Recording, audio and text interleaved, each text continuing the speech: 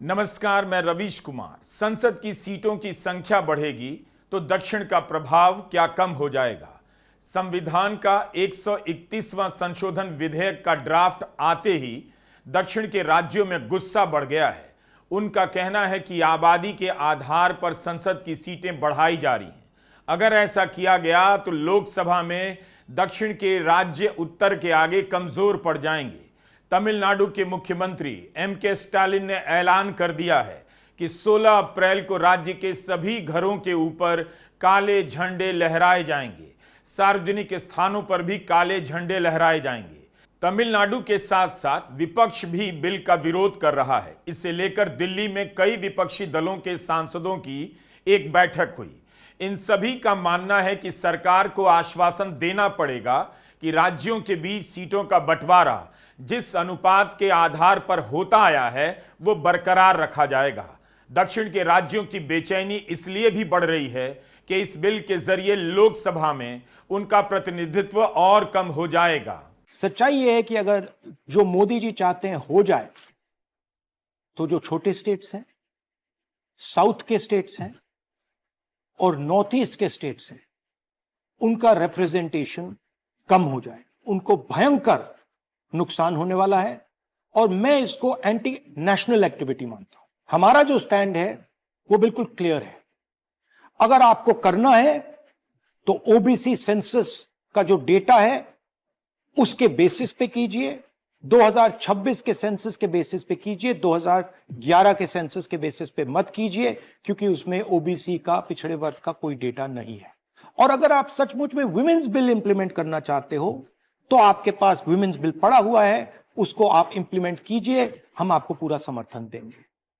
मगर पिछड़े वर्ग, सदर्न स्टेट्स, छोटे स्टेट्स के खिलाफ हम आपको काम नहीं करने देंगे। मोदी जी, मैं समझता हूं कि आप देश को मैसेज देना चाहते हो कि आप प्रो विमेन हो। मैं जानता हूं कि आप एप्स्टीन फाइल से घबराए हुए हो। 35 लाख फाइलें यूएस में बंद पड़ी हैं, चाबी ट्रंप जी के हाथ में है और आप उससे डरे हो। मगर यह तरीका नहीं। आप चाहते हो कि आपके मुताबिक सीटें बढ़ें, आपके मुताबिक डिलिमिटेशन हो और पिछड़े वर्ग को कुछ ना मिले। हम ये नहीं होने देंगे। पुराना डेटा नहीं चलेगा। 2026 कास्ट सेंसस का डेटा ही चलेगा। हम आपको पिछड़े वर्ग से चोरी नहीं करने देंगे। हिस्सा चोरी बंद करो। पिछड़ा वर्ग, दलित, आदिवासियों को उनका हक दो। विधेयक पेश होने से पहले राजनीति गर्मा गई है। दक्षिण के राज्यों में आंध्र प्रदेश के मुख्यमंत्री को छोड़कर सभी राज्यों के मुख्यमंत्री अपनी हिस्सेदारी को लेकर परेशान हैं। केवल दक्षिण ही नहीं, कुछ और राज्यों की हिस्सेदारी घटने वाली है। पश्चिम बंगाल की मुख्यमंत्री ममता बनर्जी भी इसका विरोध कर रही हैं। सरकार के डीलिमिटेशन बिल को लेकर बहस उत्तर बनाम दक्षिण की हो गई है। मोदी सरकार के मंत्री पीयूष गोयल ने हिंदू के पत्रकारों से कहा है कि इस तरह की चिंता बेवकूफी की बात होगी कि दक्षिण के राज्यों को नुकसान होगा। गोयल ने यहां तक कह दिया कि विरोध करने वाले दक्षिण के नेता पढ़े लिखे नहीं हैं या फिर उनकी समझ इतनी खराब है कि उन्हें सरकार में होना ही नहीं चाहिए। गोयल की इस बात से डीएमके नाराज हो गई। गोयल के अनुसार जिसका जितना हिस्सा था उतना ही रहेगा। लेकिन क्या ऐसा ही होगा? तो क्यों नहीं यह बात ड्राफ्ट में लिख दी गई है। कई एक्सपर्ट दिखा रहे हैं कि सीटें दक्षिण की भी बढ़ेंगी, जितनी बढ़नी चाहिए उससे कम बढ़ेंगी, और उत्तर भारत के राज्यों की सीटें ज्यादा बढ़ने वाली हैं। कोई भी पार्टी उत्तर भारत के राज्यों से ही बहुमत हासिल कर लेगी। यह बेहद संवेदनशील मामला है। आप सभी को इसमें सावधानी से दिलचस्पी लेनी चाहिए, सभी का पक्ष पढ़ना चाहिए। अगर दक्षिण के साथ अन्याय हो रहा है तो दक्षिण का साथ देना चाहिए। एम.के. स्टालिन ने कहा है कि विंध्या के दक्षिण में जो भी है, हर दक्षिण भारतीय इस बिल को लेकर गुस्से में है और बीजेपी आग से खेल रही है। एम.के. स्टालिन, तमिलनाडु के मुख्यमंत्री, ने तमिल में एक वीडियो जारी किया। कहा कि अगर उत्तर भारत की राजनीतिक शक्ति को अनुपात के हिसाब से ज्यादा बढ़ाया गया, तमिलनाडु की शक्ति को कम किया गया, तो तमिलनाडु चुप नहीं रहेगा। हर परिवार सड़कों पर उतर आएगा। मुख्यमंत्री के नेतृत्व में एक विशाल आंदोलन का आयोजन किया जाएगा। यह मत सोचिए कि चुनाव का समय है और हमारा ध्यान कहीं और, तो आप दिल्ली में चुपचाप परिसीमन कर सकते हैं। मैं डीएमके के नेता के रूप में बोल रहा हूं, जिसका इतिहास आंदोलन का रहा है। भारत एक बार फिर 1950 और 1960 के दशक के डीएमके की भावनाओं का साक्षी बनेगा। इसे धमकी मत समझिए, एक चेतावनी है। यदि आप इसे धमकी के रूप में व्याख्यायित करना चाहते हैं तो हमें कोई आपत्ति नहीं। हां, यह तमिलनाडु से जारी एक चेतावनी जरूर है। एमके स्टालिन ने जब बयान जारी किया तब तक ड्राफ्ट जारी नहीं हुआ था, मगर ड्राफ्ट जारी होने के बाद भी उन्होंने अपना बयान जारी किया है और कहा है कि 16 अप्रैल को तमिलनाडु में हर घर के ऊपर काले झंडे लहराए जाएंगे। केरला के मुख्यमंत्री पिनाराई विजयन ने लिखा है कि जिन राज्यों ने 1976 की नेशनल पॉपुलेशन पॉलिसी का पालन किया, अपने यहां विकास किया, आबादी घटाई, उन्हें सजा क्यों दी जा रही है? जिन राज्यों ने जनसंख्या का नियंत्रण नहीं किया, उन्हें इनाम क्यों दिया जा रहा है? सबकी राय लेकर सरकार को आगे बढ़ना चाहिए। पिनाराई ने लिखा है कि यही करने के लिए आप महिला आरक्षण बिल में संशोधन ला रहे हैं। विजयन ने मांग की है कि डीलिमिटेशन बिल को ड्रॉप कर देना चाहिए और महिला आरक्षण बिल को बिना जनगणना और परिसीमन से जोड़े ही पास किया जा सकता है, पास करना भी चाहिए। दक्षिण के राज्यों का कहना है कि उन्होंने विकास किया, स्वास्थ्य सेवाओं को बेहतर किया, शिक्षा बेहतर की, जीडीपी अच्छी की, जीएसटी ज्यादा दिया। इन सब के कारण आबादी बढ़ने की रफ्तार थमी है। जबकि आबादी कम करने का लक्ष्य पूरे देश का था, दक्षिण के राज्यों ने आबादी कम की और देश का विकास बढ़ाया। तो क्या इस आधार पर उन्हें सजा दी जानी चाहिए? उनकी सीटें क्यों कम की जा रही है? इस समय तमिलनाडु में 39 सीट्स हैं, 39 सीट हैं और उत्तर प्रदेश में 80। तो अगर आप 50% बढ़ाओगे तो 80 से 120 हो जाएंगी और तमिलनाडु की 39 से हो जाएंगी 59। तो पहले जो अंतर था वो केवल था 41 सीटों का, अब अंतर हो जाएगा 61 सीटों का। तो हर प्रदेश में अगर ये आंकड़े रखोगे तो नॉर्थ इंडिया में अंतर बढ़ाएगा सीटों का। हाँ, और इसलिए फायदा इनको होगा, राजनीतिक फायदा होगा। अगर किसी भी तरह से उत्तर की आबादी का लाभ उठाकर दक्षिण के राजनीतिक प्रभुत्व को कमजोर किया जा रहा है, उनके भीतर असुरक्षा पैदा की जा रही है, यह सही नहीं होगा। शक्ति का यह मतलब नहीं कि आप उसे बनाए रखने के लिए किसी की जमीन और मकान हड़प लें। जिस तरह से तमिलनाडु ने डिलिमिटेशन का विरोध किया है, कर्नाटका, तेलंगाना ने किया है, केरला ने किया है, संसद में सीटों की संख्या बढ़ाने के पैमाने का विरोध किया है, अगर किसी भी तरह से उत्तर की आबादी का लाभ उठाकर दक्षिण के राजनीतिक प्रभुत्व को कमजोर किया जा रहा है, तो यह सही नहीं होगा।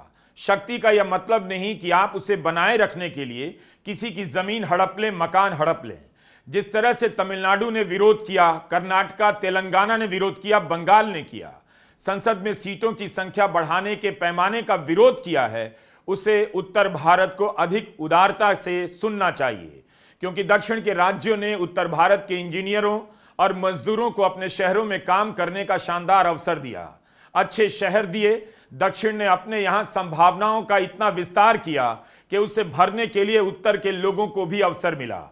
तो आज समय है उत्तर के लोग उस दक्षिण के साथ खड़े हो जाएं, जिससे लग रहा है कि संसद की सीटों की संख्या बढ़ाने के पीछे दक्षिण के सीटों के प्रभाव को कम करने की नीयत नजर आती है। उत्तर भारत की सरकारों और नेताओं ने अपने राज्यों को फेल किया है। यहां आबादी बढ़ी तो इसके दम पर उन राज्यों का हक कम नहीं कर सकते जिन्होंने बेहतर काम किया। इसलिए उत्तर भारत को दक्षिण का साथ देना चाहिए। मोदी सरकार महिला आरक्षण के बहाने परिसीमन का भी बिल लेकर आ रही है, जिसमें ताजा सेंसस लिखा है। अब बहस चल रही है 2011 की जनगणना के हिसाब से भी दक्षिण के राज्यों को घाटा हो सकता है, नई जनगणना के हिसाब से और भी घाटा हो सकता है। द हिंदू अखबार के मुताबिक 2011 की जनगणना के अनुसार अगर बदलाव हुआ तो 50% सीटों की वृद्धि होगी।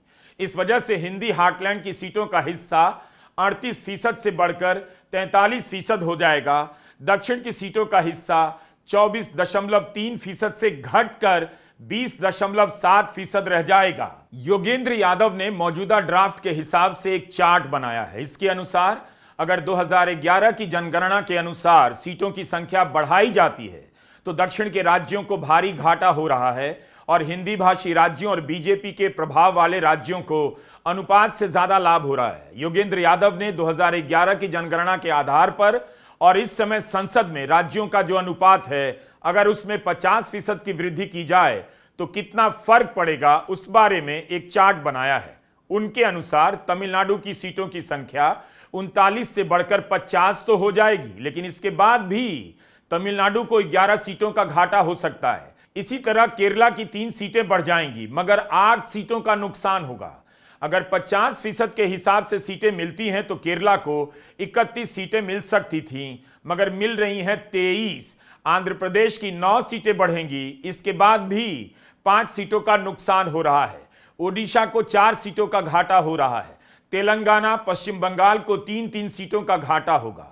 इसलिए यह तर्क नहीं चलेगा कि दक्षिण के राज्यों की भी कितनी सीटें बढ़ रही हैं। देखना होगा जितनी बढ़नी चाहिए क्या उतनी बढ़ रही हैं, और उत्तर भारत के राज्यों की सीटें बढ़ रही हैं तो जितनी बढ़नी चाहिए कहीं उससे तो अधिक नहीं बढ़ रही। योगेंद्र दिखा रहे हैं कि जिन राज्यों में बीजेपी का पहले से दबदबा है उन राज्यों में उनकी जितनी सीटें बढ़नी चाहिए उससे ज्यादा बढ़ती लग रही हैं। इससे क्या होगा कि हिंदी और गैर हिंदी प्रदेशों का संतुलन बिगड़ सकता है। इस चार्ट को योगेंद्र यादव ने ट्वीट किया है। इसमें दिखाया गया है कि महाराष्ट्र में इस समय लोकसभा की 48 सीटें हैं। मौजूदा अनुपात के अनुसार महाराष्ट्र में 27 सीटें ही बढ़नी चाहिए मगर बढ़ रही हैं 30। इस तरह महाराष्ट्र की सीटों की संख्या 78 हो जाएगी, यानी महाराष्ट्र को 3 सीटों का फायदा हो रहा है। दिल्ली में लोकसभा की सीटों की संख्या 7 से बढ़कर 16 हो जाएगी। 9 सीटें बढ़ रही हैं मगर मौजूदा अनुपात के हिसाब से दिल्ली में 4 सीटें ही बढ़ती। इस तरह से दिल्ली को 5 सीटों का फायदा हो रहा है। सबसे अधिक फायदा राजस्थान, बिहार और उत्तर प्रदेश को हो रहा है। यूपी में 80 लोकसभा की सीटें हैं, 138 हो जाएंगी। यहां पर 13 सीटें ज्यादा बढ़ रही हैं। राजस्थान को 8 और बिहार को 9 सीटों का फायदा हो रहा है। असम को 7 सीटें मिल रही हैं जबकि 6 ही बढ़नी चाहिए, उसे 1 सीट का फायदा हो रहा है। इसी तरह गुजरात, हरियाणा और झारखंड को भी 1-1 सीट का फायदा हो रहा है। यह सब समझना मुश्किल तो है मगर कोशिश कीजिए। क्या सरकार ने इस तरह से आपको बताने की कोशिश की? योगेंद्र यादव और कपिल सिब्बल को ही आगे क्यों आना पड़ता है? क्या आप चाहेंगे कि दक्षिण के राज्यों की जितनी सीटें बढ़नी चाहिए उससे कम बढ़ें और उत्तर की जितनी बढ़नी चाहिए उससे ज्यादा? ये कैसे आप चाह सकते हैं? इस भेदभाव को आप सही नहीं ठहरा सकते। संसदीय निर्वाचन क्षेत्र की सीमाओं को बदलकर राज करने का खेल दुनिया में बहुत पुराना है। इस खेल को समझने के लिए एक बेहद खास शब्द है, जेरीमैंडरिंग। योगेंद्र यादव ने इस शब्द की चर्चा की है। यह शब्द से ज्यादा अवधारणा है, एक प्लॉट है, साजिश कह सकते हैं। जेरीमैंडरिंग का मतलब होता है संसदीय सीमाओं में बदलाव करना ताकि विपक्ष का वोट कमजोर हो जाए।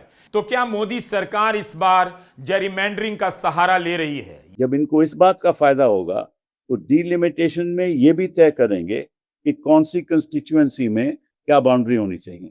यही डीलिमिटेशन की एक्सरसाइज होगी, वो भी इनके हाथ में है। बिकॉज इनके हाथ में पॉकेट वीटोज हैं, like CEC is a pocket veto and the chairman of the delimitation commission will also be a pocket veto. जो चाहेगा, right, whatever they want will be done, right? And we've seen that happen with a very renowned retired judge of the Supreme Court of India, both in Jammu and Kashmir as well as Assam. That's how the delimitation process has been done. Yogendra Yadav ने एक हिसाब लगाया। उन्होंने दिखाया भी कि 850 सीटों वाली लोकसभा में राज्यों का प्रतिनिधित्व बदल जाएगा। योगेंद्र यादव, कपिल सिब्बल और कई सारे लोग यह सवाल उठा रहे हैं कि संविधान के 131वें संशोधन विधेयक को पास करने के लिए 2/3 बहुमत की जरूरत होगी, जो सरकार के पास नहीं है। अगर विपक्ष का समर्थन चाहिए था तो उनसे पहले राय मशविरा क्यों नहीं की गई? विपक्ष ने तो सर्वदलीय बैठक बुलाकर सहमति बनाने की मांग की मगर मानी नहीं गई। No opposition member of parliament should accept this. they require a 2/3 majority, we should reject it because they are playing politics with the future of India. They are destroying the federal structure of the country. Everything that they do has a political motive, and no member of parliament in the opposition should allow it. Yogendra Yadav ने Indian express में, अंग्रेजी में और नवजीवन में हिंदी में लिखा है। हिंदी के अखबार इस बारे में जागरूकता फैलाने के लिए उनके लेख क्यों नहीं छाप रहे? योगेंद्र का कहना है कि जो सरकार परिसीमन की शर्त डालकर महिला आरक्षण को 10 साल के लिए टालना चाहती थी, वही 5 साल पहले लागू कर क्रांतिकारी बनना चाहती है, जबकि ऐसा है नहीं। योगेंद्र यादव ने लिखा है कि 50 साल से लोकसभा की सीटों में राज्यों के हिस्से में कोई फेरबदल नहीं हो सकता था। अब यह रोक हटने जा रही है। अभी प्रावधान यह है कि 1971 की जनगणना के अनुपात में राज्यों को सीटें मिलेंगी और इसकी व्यवस्था संविधान के अनुच्छेद 82 में कर दी गई है। बीजेपी कहती है राज्यों का अनुपात नहीं बदला है, लेकिन संविधान संशोधन के ड्राफ्ट में ऐसा वादा नहीं है। इसमें मौजूदा अनुपात को बनाए रखने का कोई जिक्र नहीं। इस संशोधन में प्रस्ताव है कि अनुच्छेद 55, 81, 82, 170, 332 में भी बदलाव होगा और 1971 का प्रावधान हटा दिया जाएगा। योगेंद्र यादव विस्तार से बता रहे हैं कि सरकार ने एक और खेल किया है परिसीमन विधेयक के जरिए। इसके अनुसार नया परिसीमन 2011 की जनगणना के आधार पर हो सकता है, मगर सरकार चाहे तो संसद में सामान्य बहुमत से इसे बदल सकती है। चाहे तो 2027 की जनगणना के मुताबिक भी परिसीमन कर सकती है। सरकार को पता है कि इस तरह का विधेयक बिना 2/3 बहुमत के पास नहीं हो सकता, इसलिए यह सब खेल किया जा रहा है। ডিলিমিটেশন বিল নিয়ে আসছে, টুকরো টুকরো করে দেবে আপনাদের, বাংলাকে ভাগ করে দেবে 1 নম্বর, 2 নম্বরের পর এনআরসি করবে। এই যে মোটা ভাইকে বিশ্বাস করেন, 2 ভাই জগাই মাধাই গদাই, এরা কেউটে সাপকে বিশ্বাস করতে পারেন, কিন্তু এদের কোনোদিনও বিশ্বাস করবেন না। तमिलनाडु के मुख्यमंत्री M.K. स्टालिन का कहना है, हमने प्रधानमंत्री से आश्वासन मांगा कि दक्षिण राज्य प्रभावित नहीं होंगे। उनकी तरफ से कोई जवाब नहीं आया। हमने प्रधानमंत्री से इसकी भी मांग की कि अलग अलग दल के सदस्य आपसे व्यक्तिगत रूप से मिलकर चिंताएं जताना चाहते हैं, मगर उसके लिए भी समय नहीं दिया गया। डीएमके ही नहीं, किसी भी राजनीतिक दल से मशवरा नहीं हुआ। तेलंगाना के मुख्यमंत्री रेवंत रेड्डी ने दक्षिण के सभी मुख्यमंत्रियों को और प्रधानमंत्री को पत्र लिखा है। तमिलनाडु के मुख्यमंत्री को लिखे पत्र में उन्होंने एक विकल्प सुझाया है कि क्या किया जाना चाहिए जो सरकार करना चाहती है उसके अलावा।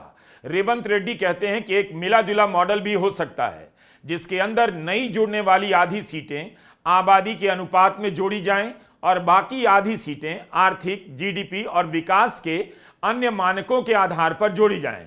इससे यह फायदा होगा कि किसी भी राज्य को उसकी तरक्की की सजा नहीं मिलेगी और उसी समय उन राज्यों में आबादी के हिसाब से प्रतिनिधित्व सुनिश्चित किया जा सकेगा।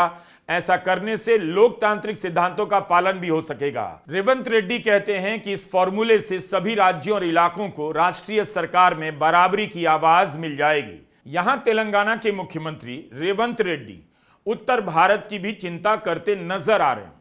उनके कहने का मतलब यह है कि दक्षिण के राज्यों की तुलना में उत्तर ने कम विकास किया, मगर उत्तर भारत में आबादी इतनी बढ़ गई कि एक एक सांसद पर प्रतिनिधित्व का बोझ भी बढ़ गया। वह ज्यादा संख्या में मतदाताओं का प्रतिनिधित्व करने लगा है, तो उसका दबाव कम किया जाना चाहिए। इस हिसाब से तो केंद्र सरकार को सबसे पहले यूपीएससी की सीटों की संख्या बढ़ा देनी चाहिए। 700 की जगह 1500, 3000 कर देनी चाहिए और एक जिले के भीतर 3-3 डीएम बना देने चाहिए। रेवंत रेड्डी कहते हैं कि आबादी के हिसाब से भी सीटें तय हो, लेकिन जो तरक्की के मानक हैं उनका भी ख्याल किया जाना चाहिए। उन्होंने तमिलनाडु का ही उदाहरण दिया कि बिहार केंद्र सरकार के फंड में 1 रुपया देता है तो केंद्र सरकार उसे 6 रुपए 69 पैसे भेजती है, जबकि तमिलनाडु 1 रुपया टैक्स देता है तो केंद्र से उसे केवल 26 पैसा मिलता है। उत्तर और दक्षिण के बीच यह जो अंतर पैदा किया जा रहा है, इसे भी खत्म करने का टाइम आ गया है। क्या यह सब सुनना उत्तर भारत के राज्यों को अच्छा लग रहा है?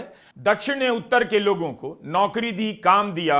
उत्तर के नेताओं ने उत्तर भारत का विकास नहीं किया।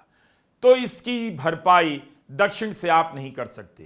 रेवंत रेड्डी ने कहा है कि पहले ही तमिलनाडु और पुदुचेरी की सीटें उत्तर प्रदेश से 40 कम हैं।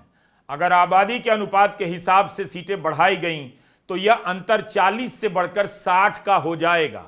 डीएमके की विरोधी पार्टी टीवीके के नेता विजय ने भी कहा है कि जहां तक महिला आरक्षण की बात है उनकी पार्टी समर्थन करती है, मगर संविधान का 131वां संशोधन पास हो गया और दक्षिण के राज्यों का प्रतिनिधित्व कम हो गया तो हम बर्दाश्त नहीं करेंगे। अगर यह बिल पास हुआ तो वित्तीय बंटवारे पर भी असर होगा। मेरी मांग है कि इस बिल को वापस लिया जाए, जैसे चल रहा था वैसा ही चलता रहे। आंध्र प्रदेश भी प्रभावित हो रहा है, मगर आंध्र प्रदेश के मुख्यमंत्री चंद्रबाबू नायडू ने नारी शक्ति वंदन अधिनियम में संशोधन का स्वागत किया है और इसका समर्थन करने के लिए कई दलों को पत्र लिखा है। चंद्रबाबू नायडू ने उत्तर बनाम दक्षिण की चिंताओं का समर्थन नहीं किया, सरकार का विरोध नहीं किया है। तमिलनाडु के स्टालिन और आंध्रा के नायडू दो छोर पर खड़े नजर आ रहे हैं। नायडू एनडीए के सहयोगी हैं। नवीन पटनायक ने कहा है अगर ओडिशा की चिंताओं को ध्यान में रखा गया तो उनकी पार्टी सपोर्ट कर सकती है। जिस तरह से मोदी सरकार यह बिल लेकर आई है, लगता नहीं वह पीछे हटने वाली है। विशेष सत्र के दौरान ही पता चलेगा कि सरकार दक्षिण की चिंताओं का किस तरह से समाधान करती है, जवाब देती है। यह हमारे समय का बहुत बड़ा राजनीतिक मसला है। इसमें दिलचस्पी लीजिए, सही और गलत का हिसाब ध्यान से कीजिए, उत्तर और दक्षिण के हिसाब से नहीं। जिनके पास उत्तर भारत के दम पर सत्ता है उनका दायित्व बनता है कि वह इतने बड़े फैसले में दक्षिण की तमाम चिंताओं को शामिल करें और न्याय इस तरह से करें कि किसी को ना लगे कि भेदभाव हुआ है। नमस्कार, मैं रवीश कुमार।